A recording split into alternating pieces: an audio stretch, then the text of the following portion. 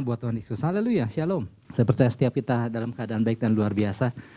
Oke, tanpa berlama-lama, pesan Tuhan buat kita di minggu ini Bapak Ibu Saudara adalah gini, merasa nyaman di tengah ketidakamanan. Apa sih maksudnya ini? Merasa nyaman di tengah ketidakamanan. Rasa nyaman ini Bapak Ibu Saudara nggak selalu dialami seseorang ketika orang itu mengalami keadaannya enak. Jadi rasa aman itu nggak selalu penyebabnya adalah karena rasa enak. Rasa nyaman ini juga bukan karena kita sedang berada di tempat yang indah ya. Memang gini, wajar ya kalau orang rasa nyaman di tempat yang enak dan indah. Rasa nyaman ini juga nggak selalu ada di dalam orang ketika merasa di dalam situasi nggak ada masalah. Wajar nggak ada masalah orang rasa nyaman. Tapi juga yang namanya rasa nyaman ini bisa terjadi dalam kondisi yang nggak enak sekalipun. Jadi yang namanya rasa nyaman itu Bapak Ibu Saudara artinya gini, satu titik di mana sebetulnya orang udah nggak mau melakukan apa-apa lagi, udah enak. Baik itu orang dalam keadaan enak maupun nggak enak gitu. Rasa nyaman adalah orang yang udah berada dalam situasi udah nggak mau melakukan apa-apa lagi. Aduh mesti melakukan sesuatu lagi gitu. Udah nyaman. Kita juga kalau udah duduk, udah enak, sofanya udah pas sekali dengan badan kita, rasanya kalau disuruh, ayo pindah geser, aduh udah anget, udah enak gitu ya. Nah, itu kita ada mengalami rasa nyaman di titik itu gitu. Nah rasa nyaman yang dimaksud ini adalah udah malas untuk melakukan sesuatu, udah enggan untuk melakukan perubahan atau apapun juga, ya. Karena itu akan dapat mengusik rasa nyamannya. Karena keluar dari rasa nyaman itu butuh energi, butuh kekuatan. Nah nanti kita akan belajar lebih lanjut lagi tentang apa itu disebut rasa nyaman ya, di tengah ketidakamanan. Saya mau ajak dulu kita buka di dalam Galatia 2 ayat 18 sampai 20. Saya mau ajak kita baca bergantian Galatia 2 ayat 18 sampai 20 ya. Saya ayat 18. Karena jika aku membangun kembali apa yang telah kurombak, aku menyatakan diriku sebagai pelanggar hukum Taurat. Silakan.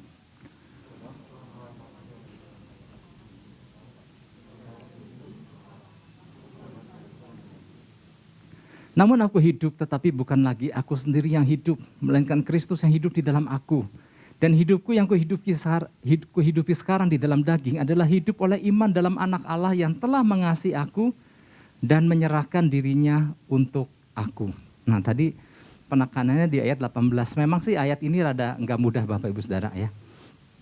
Ini kan tentang hukum Taurat dan hidup di dalam Kristus.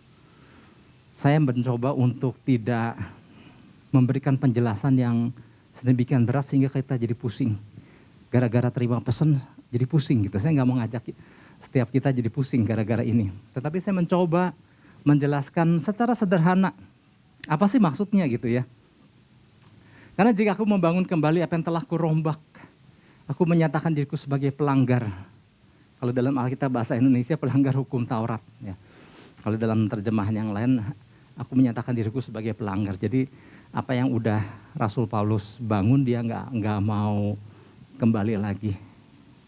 Ya, jadi memang untuk secara sederhana gini, untuk tetap bertahan mengiring Yesus itu memang butuh sebuah keputusan demi keputusan yang harus dia ambil dalam kehidupannya. Ya. Dia nggak mau nanti maju, nanti mundur, nanti maju, nanti mundur. Artinya Rasul Paulus berjalan berani keluar dari rasa nyaman ketika dia tahu bahwa apa yang diikuti adalah sesuatu hal yang benar di dalam Kristus. Maka dia meninggalkan apa yang dulu dia hidupi itu. Butuh kekuatan nggak? Ini butuh kekuatan. Butuh keputusan besar nggak? Butuh keputusan besar, intinya gitu maksudnya ya. Nah oke. Secara sederhana kalau kita lihat di satu perikop itu Bapak Ibu Saudara. Di situ kita dapat temui apa yang ditulis Rasul Paulus tentang beberapa gaya hidup orang percaya. Saya mencoba untuk menjelaskan secara ringan aja ya. Tapi kalau jatuhnya berat-berat juga ya udah maklum aja. Yang pertama ada gaya hidup orang percaya menjalani kekristenan hanya sebagai aksesoris. Itu saya ambil dari beberapa ayat-ayat di atasnya. Misalnya seperti ayat 11 sampai 14 di dalam gaya hidup kekristenan sebagai aksesoris. Artinya gini, gaya hidup kekristenan sebagai aksesoris adalah orang yang ingin menyukakan semua pihak. Kira-kira bisa nggak kekristenan menyukakan semua pihak? Sebetulnya kan enggak. Kalau kita mencoba menyukakan semua pihak, maka sebetulnya Bapak Ibu Saudara, kita nggak bisa menyenangkan Tuhan. Kalau kita ketemu si A, kita berlaku ini. Kalau kita bertemu B, kita robah lagi. Ya, kadang-kadang tipe kekristenan yang seperti ini adalah menghidupi dua dunia. Di satu sisi pengen iring Yesus, tapi di satu sisi pengen iring dunia. Ini susah. Di satu sisi ingin menyukakan Tuhan, di satu sisi ingin menyukakan teman-teman dunia. Ini nggak akan pernah ketemu, kecuali menjalankan kekristenan secara aksesoris. Aksesoris kan gampang kan, tinggal dikaitkan aja. Nanti bisa dilepas, nanti bisa dicabut.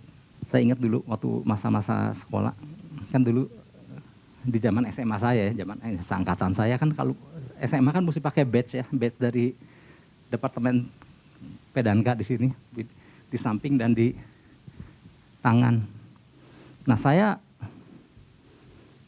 dan beberapa teman-teman nggak menjahit itu, tapi pakai tempelan. Kenapa? Biar gampang dilepas. Supaya kalau pergi kemana-mana ada tinggal lepas gitu ya. Nah itu model kekristenan yang cuma tempelan aja. Nanti kalau mau jadi apa tinggal lepas aksesorisnya. Ini bahaya nggak ya? Kekristenan ini bahaya. Yang kedua, gaya hidup yang dicatat, yang ditulis oleh Rasul Paulus adalah gaya hidup yang namanya legalisme. Legalisme adalah gaya hidup zaman-zaman hukum Taurat.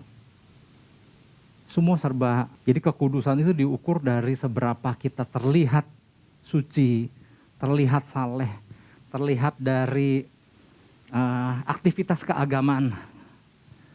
Di situ orang merasa bahwa wah suci banget deh. Ya, makanya ada orang-orang yang memilih untuk mengenakan gaun-gaun tertentu kan untuk terlihat supaya wah ini mah orang saleh, orang agama.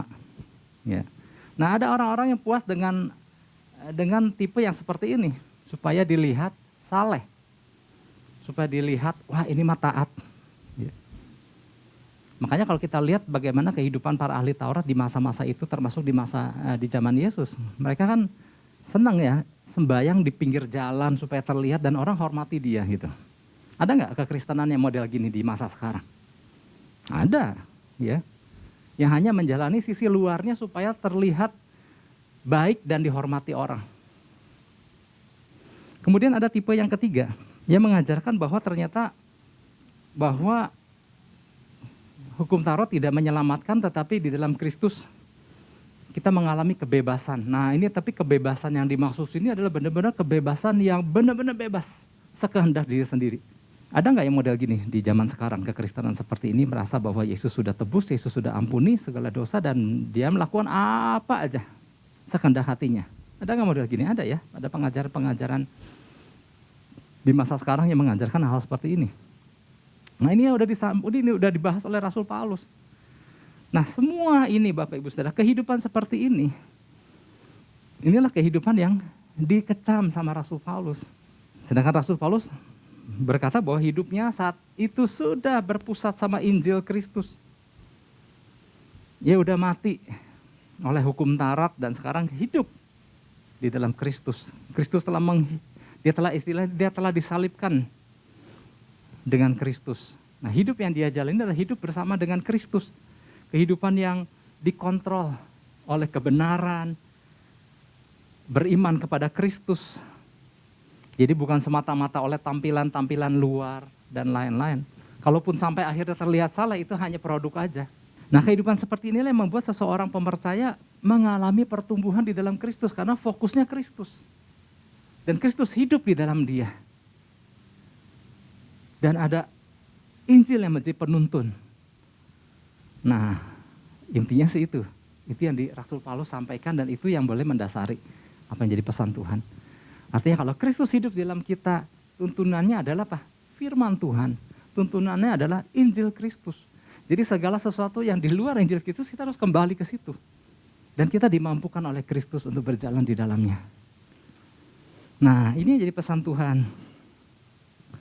Bahwa jangan kita orang percaya merasa nyaman ketika menjalani gaya hidup kekristenan hanya sekedar aksesoris tadi, sekedar kekristenan agamawi, atau kekristenan yang super bebas.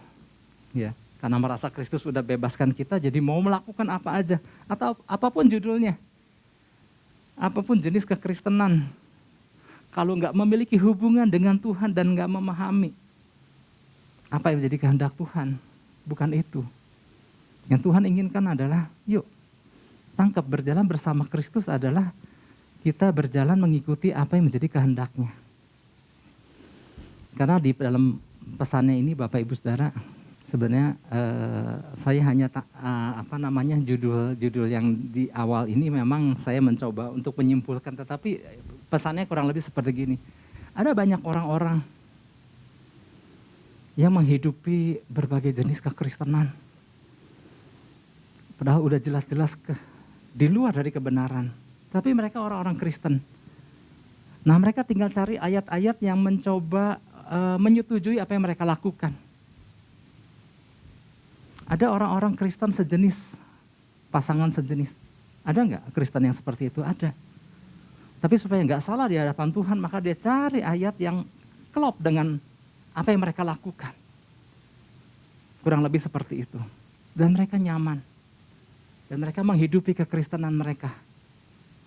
Tapi sebetulnya Bapak Ibu Saudara, kalau mau jujur, kalau kita mau bercermin sama firman Tuhan, sebetulnya kan nggak seperti itu. Nah, setiap kita yang berjalan bersama Kristus, memang bisa aja kita melakukan mungkin hal yang salah, bisa. Tapi ketika kita berjalan bersama Kristus dan ada panduan yaitu firman, maka kita ayo keluar dari kenyamanan dan ikuti apa yang jadi kebenaran firman Tuhan. Sama-sama kita belajar di sini. Oke, saya lanjut ya, nanti lama-lama kita pasti ngerti. Jadi nggak sedikit kekristenan yang entahkah menyadari atau nggak merasa nyaman dengan label kekristenan yang mereka miliki. Namun melalui pesan ini Tuhan mau kita kembali menyelaraskan dengan apa yang dikehendaki Tuhan melalui firman-Nya. Ya, ada begitu banyak label kekristenan, tetapi mari Bapak Ibu Saudara, fokus kita kepada Yesus dan firman-Nya. Jadi artinya gini, kekristenan pada dasarnya adalah sesuatu yang simpel kok sebetulnya. Kita anugerah, mengalami anugerah Tuhan, kenal Yesus. Sekarang berjalanlah bersama Yesus, gitu intinya. Tuntunannya apa? Firman Tuhan. Sesimpel itu sebetulnya. Beberapa kisah di Alkitab saya mencoba menggambarkan sebetulnya yang Tuhan mau kita lakukan sebenarnya simpel kok. Misalnya gini, waktu Naaman disuruh, ini contoh di perjanjian lama. Waktu Naaman disuruh Nabi Elisa untuk mandi di sungai Yordan sebanyak 7 kali. Apa yang ada di dalam pikiran Naaman? Wah, itu Nabi, enak aja. Masa aku disuruhnya mandi di sungai Yordan, ya kan kotor airnya. Dia ngomong gitu waktu dia ada di Israel. Kenapa enggak aku disuruh mandi di Damsyik? Di sungai Abana dan Parpar. Di situ airnya bersih. Dan aku kan keluar dari air itu kemudian sembuh. Airnya bersih, kan enak gitu ya. Saudara, apa yang ada di dalam pikiran Naaman? Mikirin yang susah, mikirin yang jauh. Sebenarnya perintah Elisa kan mudah. Lu nyebur aja di sungai Yordan, sembuh di situ.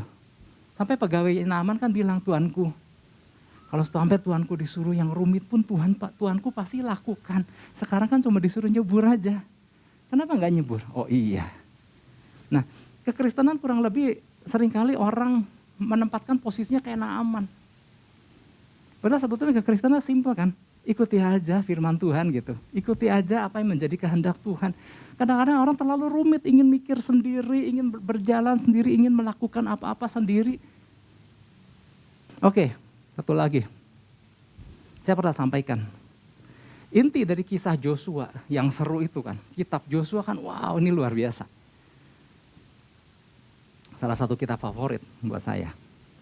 Karena itu kan perjalanan menjelang menyeberang sungai Yordan, masuk tanah perjanjian, kemudian ada gaya berperang yang berbeda di mana akhirnya mereka singkat cerita menduduki wilayah di tanah perjanjian, merebut wilayah demi wilayah pembagian daerah untuk setiap suku.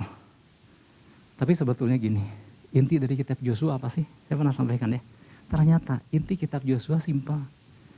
Tuhan ingin umatnya bersama keluarganya menyembah, membangun mezbah di tanah yang Tuhan janjikan.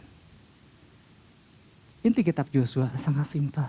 Tuhan ingin keluarga Di tanah yang dijanjikan Tuhan, suami istri anak memuliakan Tuhan. Lalu kisah yang ramai itu buat apa? Kemudian mereka adalah anggota-anggota keluarga yang semua terkagum-kagum sama perbuatan Tuhan yang ajaib. Simpel kan sebetulnya? Hal yang sama yang sering kali kita dengar di tempat ini. Adakah suami, istri, anak bersama-sama? Kemudian semuanya terkagum-kagum sama Tuhan dan mereka membangun mezbah. Simpel sebetulnya. Di mana ada imam yang memimpin. Tetapi yang simpel ini ternyata kalau disurvei, kan ini menjadi sesuatu yang aduh habis gimana Pak, susah gini dan itu dan lain-lain. Ya ada imamnya nggak tahu kemana gitu. Sebenarnya kan Kristen kan simpel kan sebetulnya. Tapi ternyata yang simpel ini orang lebih memilih untuk melakukan hal yang lebih rumit dan mereka lebih merasa mereka sudah begitu rohani. Tetapi melewati yang simpel ini. Oke lanjut. Beberapa hal yang perlu kita lakukan agar menjadi pengikut-pengikut Kristus yang menangkap tujuan Tuhan dalam hidup kita. Beberapa di antaranya yang pertama gini. Berani mengambil keputusan untuk keluar dari kenyamanan yang salah. Ada kenyamanan yang salah. Tapi kalau kita tahu kebenaran maka kita berani keluar dari zona nyaman itu. Galatia 2 ayat 19. Sebab aku telah mati oleh hukum Taurat untuk hukum Taurat, supaya aku hidup untuk Allah. Aku telah disalibkan dengan Kristus. Jadi simpelnya gini Bapak Ibu Saudara. Saya mencoba untuk nggak terlalu berat. Artinya gini, ketika Rasul Paulus mengetahui bahwa nggak seorang pun dibenarkan menurut hukum Taurat karena melakukan hukum Taurat ya. Tapi hanya seseorang dibenarkan karena iman kepada Kristus, intinya kan gitu. Maka apa yang dilakukan Rasul Paulus? Ya dia udah tinggalkan ini, dia iring Yesus. Jadi ketika tahu ada sesuatu yang gak membawa kepada keselamatan, tapi hanya Kristus lah, maka dia memilih untuk ya udah iring Kristus dengan sungguh hati. Simpelnya itu. Dia gak mau berlama-lama dengan hidup dengan cara-cara yang gak mendatangkan keselamatan. Ia keluar dari kenyamanan hidup yang sebelumnya dengan mengatakan dia udah mati oleh hukum Taurat. Dan dia menjalani kehidupan yang baru, Kristus hidup di dalam dia. Dari situlah dia menjalani kehidupan yang apa? Yang berpadanan dengan Injil Kristus. Hidup di dalam Kristus, nah kata hidup itu adalah hidup yang progresif. Hidup bersama Kristus hari lepas hari. Nah dari sinilah orang yang hidup bersama Kristus hari lepas hari adalah orang yang mengalami pertumbuhan di dalam Kristus. Jadi Kristus terus menerus hidup di dalam dirinya. Saudara bisa bayangkan kalau kendaraan itu akinya hidup terus, kan jalan terus itu kan. Jadi kalau Kristus hidup di dalam setiap orang percaya, maka gini, tuntunan apapun, perintah apapun karena Kristus hidup, ini baterai jalan terus. Oh disuruh ke kiri, oke Tuhan aku ke kiri. Disuruh ke kanan, aku ke kanan. Kenapa? Oh baterainya hidup istilahnya. Kristusnya hidup di dalam kita. Beda kalau Kristus enggak hidup terus menerus. Hanya label anak Tuhan gitu. Nah waktu Kristusnya enggak hidup, maka waktu disuruh mendengar sesuatu, masa sih mesti lakukan itu? Benar deh, benar gak sih, benar gak sih, benar gak sih? Kenapa? Baterainya enggak jalan. Baterainya enggak hidup terus menerus. Ya, sederhananya seperti itu. Nah keluar dari sesuatu yang sudah lama kita hidupi bukan sesuatu yang mudah. Kalau orang mau keluar dari zona nyaman tuh enggak mudah loh. Keluar dari sesuatu yang udah kita hidupi. Wilayah nyaman ini adalah wilayah yang sulit untuk ditinggalkan. Seperti yang tadi saya sampaikan, orang udah enak duduk. Udah nyaman, udah anget gitu. Apalagi kalau cuacanya dingin, udah malas pindah. Entahkah karena kita ada dalam kondisi enak maupun ada dalam kondisi enggak enak. Tapi kalau orang udah kadung nyaman, udah malas bergerak, udah malas keluar dari kenyamanan itu. Tapi apabila kita menyadari bahwa kebenaran firman mengatakan hal yang berbeda, nah ternyata apa yang kita hidup ini udah keburu nyaman nih. Kemudian waktu kita lihat firman, waktu kita mungkin menerima pesan, oh ada sesuatu yang aku harus lakukan. Nah seringkali orang terlalu berat untuk bergerak melakukannya. Kenapa? Udah nyaman. Nah pesannya adalah gini, jangan nyaman di tengah ketidakamanan. Kalau kita tahu itu kebenaran, kita harus berani keluar dari kenyamanan itu. Jadi dibutuhkan apa? Keputusan besar untuk berani meninggalkannya demi kehidupan yang lebih berkenan di mata Tuhan.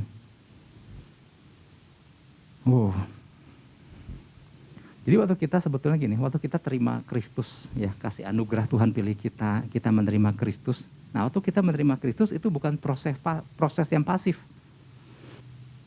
Terima Kristus udah gitu, udah aja gitu. Oh enggak, ternyata menerima Kristus itu sejak saat itu kita masuk ke dalam sebuah perjalanan bersama Kristus. Jadi waktu kita buka hati, undang Yesus. Nah bukan hari itu kita undang Yesus terus hari itu kita jadi Kristen stop gitu. Enggak, sejak hari itu kita masuk dalam sebuah perjalanan bersama Yesus. Yang ngerti sampai sini dulu katakan amin kalau ngerti. Kayak kita diajak pergi, mau gak pergi? Yuk, nah itulah waktu kita menerima Kristus itu awal mula perjalanan bersama Kristus. Nah ada yang menarik Bapak Ibu Saudara. Di dalam Roma 10 ayat 9. Memang ya kadang-kadang ada kata-kata yang gak muncul di dalam bahasa Indonesia. Tetapi saya munculkan dulu dalam Roma 10 ayat 9. Sebab jika kamu mengaku dengan mulutmu bahwa Yesus Kristus adalah Tuhan. Dan percaya dalam hatimu bahwa Allah telah membangkitkan dia dari antara orang mati. Maka kamu akan diselamatkan. Sebenarnya kata yang saya mau maksudkan itu gak muncul di sini. Tetapi sebab jika kamu mengaku dengan mulutmu bahwa Yesus adalah Tuhan. Nah di dalam bahasa aslinya kalau kamu menerima Yesus sebagai Tuhan dan Juru Selamatmu. Ada kata menerima. Nah kata menerima itu lamfano itu menarik. Menerima itu adalah awal sebuah perjalanan panjang bersama Kristus. Jadi waktu kita akan menerima Kristus itulah awal mula kita berjalan bersama Dia. Berjalan loh, bukan menerima pasif. Ini sama dengan posisinya kurang lebih dengan gambaran waktu, saudara pernah nggak nih Bapak Ibu Saudara yang suami istri? Dulu kan pernah nikah kan? Pernah pemberkatan nikah kan? Udah gitu menerima kan? Maukah mau menerima A sebagai suamimu, maukah menerima B sebagai istrimu? Melewati proses kan? Apakah pernikahan itu cuma hari itu aja? Ya, yang nikah mah kemarin Pak waktu pemberkatan. Hari ini mah saya bukan nikah lagi. Enggak gitu kan? Hari itu adalah titik awal. Kita menerima pasangan kita dan sejak itu kita berjalan bersama pasangan kita. Hari lepas hari sampai maut memisahkan. Artinya itulah titik awal perjalanan panjang bersama pasangan kita. Apa yang kita harapkan dari perjalanan panjang itu? Sesuatu yang makin hari makin indah atau sesuatu yang makin hari makin membosankan? Tentu kita semua berharap sesuatu hari lepas hari semakin indah, semakin mengenal, semakin memahami, semakin ngerti dan menangkap apa yang menjadi rencana Tuhan. Kenapa Tuhan mempersatukan saya, aku dan kamu. Nah ini kan dahsyat. Nah itulah yang disebut menerima lamfano. Waktu kita menerima Kristus sebagai Tuhan Juru Selamat dan Raja, itulah awal perjalanan kita bersama Kristus. Dan perjalanan itu adalah menyebabkan sebuah perjalanan panjang kita berjalan bersama Kristus yang semakin hari semakin mengerti, mengenal Dia, nangkep rencananya, tujuan Tuhan di dalam kehidupan kita. Jadi waktu kita berjalan setelah kita menerima Kristus, waktu Tuhan memberikan aba-aba, ada pesan ini, ada perintah ini. Waktu kita berjalan secara aktif bersama Kristus, maka kita dengan mudah, oh oke, siap. Siap bos, siap komandan. Hari Minggu ingat gak? Kata siap itu, prajurit. Waktu kita berjalan sama Kristus, berjalan bersama Sang Panglima. Gak ada kata, aduh mesti keluar dari kenyamanan nih. Enggak, kenapa? Kita sedang berjalan. Beda kalau cara pandang kita pernah terima Yesus dan udah jadi Kristen. Nah itu seringkali, itu yang membuat berat. Kalau menerima sesuatu perintah, sesuatu arahan. Terlalu berat. Karena kita hanya menerima secara pasif. Udah stop jadi orang, selesai. Jadi orang Kristen selesai, titik di situ. Tapi kalau kita menerima dan berjalan dengan gambaran seperti pasangan yang dipersatukan di dalam Kristus, kita berjalan bersama hari lepas hari loh. Wow, indah sebetulnya kalau kita paham ini Bapak Ibu Saudara. Ya. Perjalanan bangsa Israel dari Mesir ke tanah perjanjian. Itu kan sebuah perjalanan panjang kan. Saya mencoba menggambarkan seperti ini. Karena perjalanan panjang ini nggak terus-terusan tiap hari jalan kan. Alkitab mencatat kadang-kadang mereka melihatkan arahan tiang awan, tiang api. Kalau tiang awan, tiang apinya berhenti di atas kemah, di atas tabut, udah gitu ya udah. Artinya itulah saat mereka istirahat dan bangun kemah. Bermalamlah mereka. Sampai kapan? Tergantung kalau tiang awan atau si tiang apinya udah mulai bergerak lagi. Nah mereka mulai beberes, kemahnya digulung, dirapikan, nah siap berjalan lagi. Ini perjalanan panjang. Ada nggak Alkitab mencatat bahwa aduh Tuhan udah enak nih, udah berkemah. Kadang-kadang gini, pagi berhenti, sore udah jalan lagi. Ada yang begitu singkat berhenti, kemudian harus berjalan lagi mengikuti arah tiang awan, tiang api atau tiang api. Kadang-kadang ada nggak yang akhirnya tertinggallah keluarga A karena mereka udah terlalu nyaman di situ dan tidak mau ikut lagi? Enggak, karena mereka tahu mereka sedang diajak berjalan untuk sebuah tujuan. Aduh berat ya, aduh udah nyaman nih, tapi yuk kita jalan. Karena Tuhan mau bawa kita ke sebuah tujuan. Itulah gambaran perjalanan kita. Karena gini, kita tahu kita sedang diajak jalan. Kita sedang berjalan bersama Tuhan. Saya nggak bilang iring Yesus, wah nggak pernah capek tuh, nggak pernah merasa lelah gitu ya. Artinya dalam pengertian positif ya, bergerak terus ya orang juga capek gitu. Tetapi artinya karena sedang berjalan bersama Tuhan, maka ketika ada sesuatu yang baru, ayo Tuhan, siap Tuhan. Begitu indah berjalan bersama Tuhan sesungguhnya. Karena apa? Sedang diajak berjalan bersama. Nah memang kalau kita mau belajar, ada beberapa contoh. Abraham kan, sebetulnya Abraham juga lagi enak kan. Segala sesuatu udah ada di Ur Kasdim. Tapi ketika suatu hari Abraham mendengar suara Tuhan. Buat seorang Abraham yang memang punya kehidupan masa lalu yang bukan di dalam Tuhan kan, di Ur Kasdim itu. Tapi ketika dia tahu, wah ini Tuhan. Nyuruh dia keluar. Wah kalau mau nyaman banget. Mau kurang apa lagi Abraham di situ. Tapi karena dia tahu, ini ada sesuatu yang berbeda. Ada suara yang berbeda yang menyuruh aku keluar. Apa yang Abraham lakukan? Yang memutuskan untuk keluar dari kenyamanan dan mengikuti kemana arah Tuhan menuntunnya. Mudah enggak? Enggak mudah.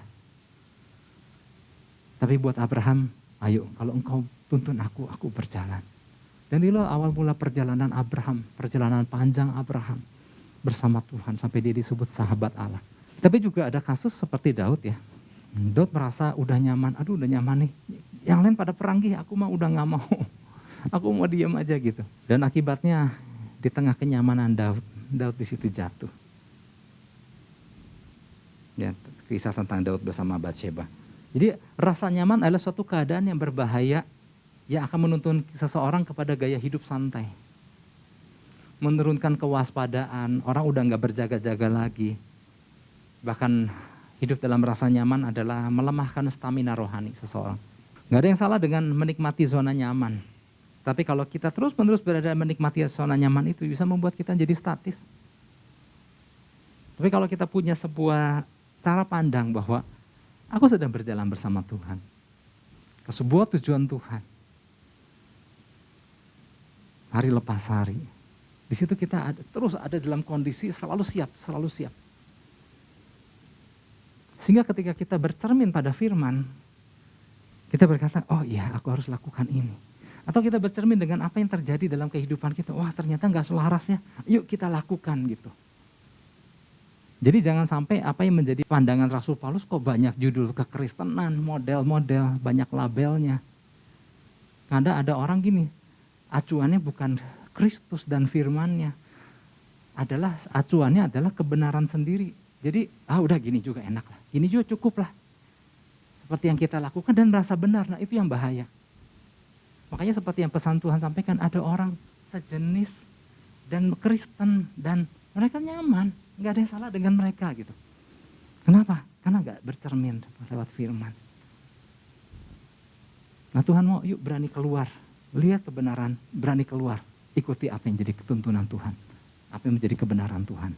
Oke, itu yang pertama ya. Jadi istilahnya gini, yuk mulai berjalanlah, memulai sebuah perjalanan rohani dari comfort zone to faith zone. Ya, dari zona nyaman kepada zona iman. Kalau enggak kita akan menjadi orang yang tahu kebenaran, tapi kita sampai sekarang juga ada orang-orang yang tadi contohnya yang mesbah keluarga, tahu kebenaran. Tapi ada orang yang sampai hari ini juga belum melakukan karena aduh berat Pak. Dengan segudang alasan, habis ini sih, habis itu sih, kenapa? Nah itulah jenis label kekristenan yang salah satu yang Rasul Paulus kecam. Benar menurut sendiri. Itu baru satu contoh, itu saya pakai contoh itu supaya ini gampang mencernanya aja gitu. Oke, yang kedua. Berani untuk menjalani hidup yang siap diubahkan untuk tujuan mengubahkan orang lain lagi. Artinya gini, bersedia mengalami transformasi untuk mentransformasikan orang lain. Wow, ini keren ya. Nah kalau kita punya cara pandang yang seperti ini, maka kita bertumbuh loh. Karena aku harus bertumbuh, aku siap ditransformasikan karena aku akan mentransformasikan hidup orang lain. Maka mau gak mau kita memacu kehidupan kita karena tahu tujuan Tuhan kenapa aku diselamatkan. Galatia 2 ayat 20. Namun aku hidup tapi bukan lagi aku sendiri yang hidup, melainkan Kristus yang hidup di dalam aku. Dan hidupku yang kuhidupi sekarang di dalam daging adalah hidup oleh iman dalam anak Allah yang telah mengasihi aku dan yang menyerahkan dirinya untuk aku. Kalau kita lihat di sini kan sebetulnya ini sebuah deklarasi daripada Rasul Paulus bahwa aku sekarang punya hidup yang baru loh di dalam Kristus. Dulu aku menjalani kehidupan yang lama, tapi setelah aku tahu di dalam Kristus ada keselamatan, aku menghidupi hidup bersama Kristus hari ini. Sejak saat itu. Dia hidupnya ditransformasikan dan kemudian apa yang dilakukan Rasul Paulus? Dia berjalan berkeliling untuk menyatakan bahwa Kristus adalah satu-satunya jalan. Dan dia mentransformasikan hidup banyak orang. Wah ini keren banget Bapak Ibu Saudara. Jadi Bapak Ibu Saudara, apa yang dimaksud? Aku hidup tapi bukan lagi aku yang sendiri yang hidup. Jadi waktu kita yang sebelum mengenal Kristus adalah budak dosa. Tapi kemudian oleh kasih anugerah Tuhan kita dipilih, kita diselamatkan. Sejak itu berubahlah Tuhan kita. Tuhan kita udah bukan dosa lagi. Tapi kita punya Tuhan yang baru. Dan karena kita udah ditebus, ini prinsip budak belian ya. Kita udah bukan punya Tuhan yang lama. Kita sekarang milik Tuhan yang baru. Nah yang namanya budak yang telah dibeli, dia udah gak bisa hidup sebebas-bebasnya kehendak dia, tapi karena dia udah punya Tuhan yang baru. Tapi bedanya Tuhan yang baru ini akan membawa dia ke dalam sesuatu yang luar biasa. Kalau Tuhan yang lama akan menghancurkan hidup dia, tapi ketika dia memiliki Tuhan yang baru yaitu Kristus, Kristus punya rencana dahsyat buat orang-orang yang dipilihnya. Wow. Maka sejak itu dia berjalan bersama Tuhan yang baru, tapi dia udah bukan milik dia lagi, dia udah kepunyaan Tuhan. Nah, yang sering kali disalahpahami adalah waktu kita dipilih Kristus, kita merasa bahwa kita cuma sekedar ditebus dari dosa. Sekarang aku udah bebas, merdeka, hore, aku boleh ngapain, melakukan apa saja. Bukan itu aja. Maksudnya betul kita ditebus dari dosa. Tapi kita dipilih untuk melayani Tuhan dan melakukan apa yang menjadi kehendak Tuhan kita yang baru. Hidup kita ditransformasi. Nah saya tanpa berpanjang lebar ya. Minimal ada 3 transformasi yang kita alami. Ya. Kalau kata transformasi itu diambil, berubahlah oleh pembaruan hidupmu. Ya. Jangan kamu seperti apa? Roma 12 ayat 2 ya. Janganlah kamu menjadi serupa dengan dunia ini. Tapi berubahlah oleh pembaruan budimu. Nah ini ayat ini sebenarnya ayat transformasi kan. Be transformed, metamorfo, terjadi perubahan bentuk. Kita tahu lah ya, saya nggak jelaskan lagi kata trans kan sebuah peralihan ya. Dari sisi satu ke sisi yang lain itu trans. Nah form adalah bentuk, perubahan bentuk.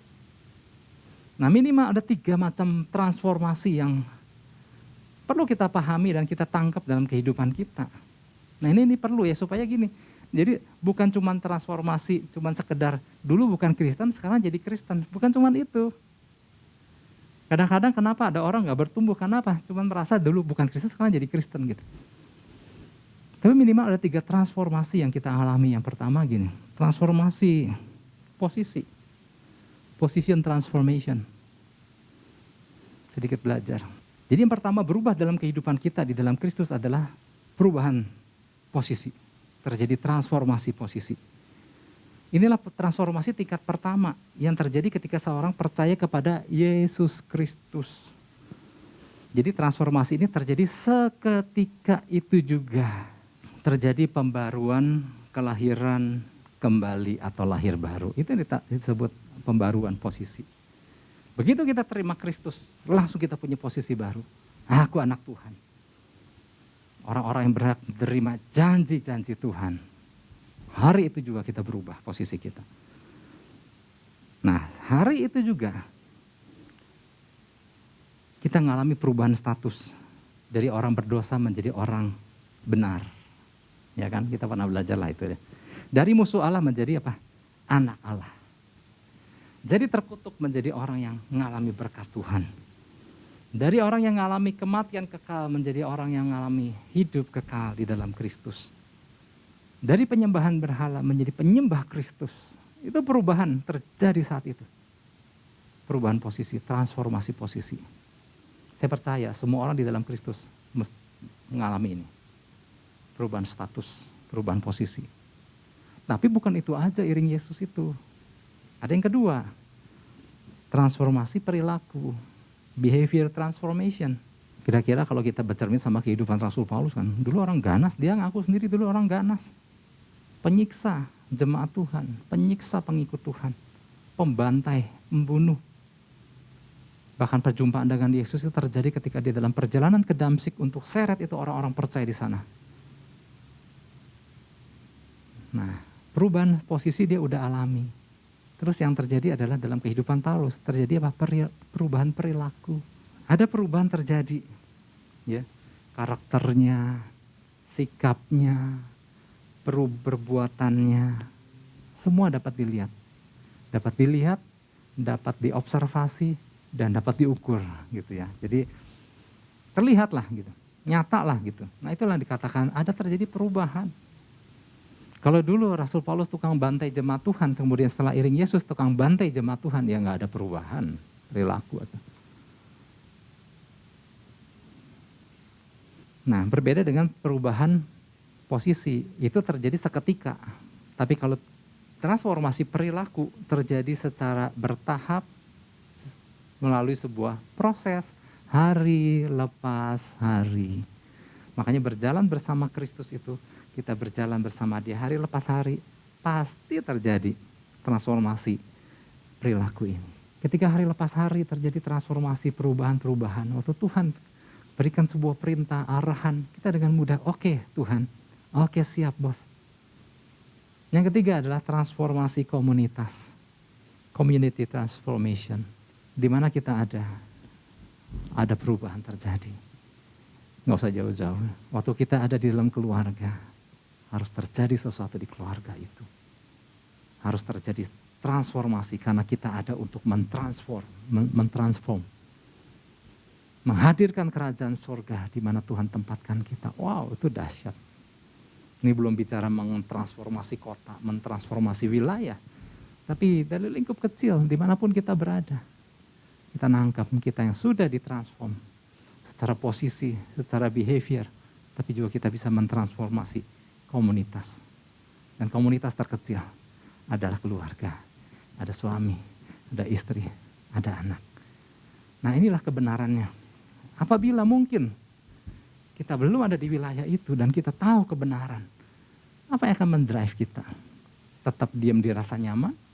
Atau mau keluar dari rasa nyaman dan ambil kebenaran, langkah kebenaran? Itulah yang dikatakan berjalan bersama Yesus. Yang ngerti katakan amin. Beri tepuk tangan buat Tuhan Yesus. Haleluya.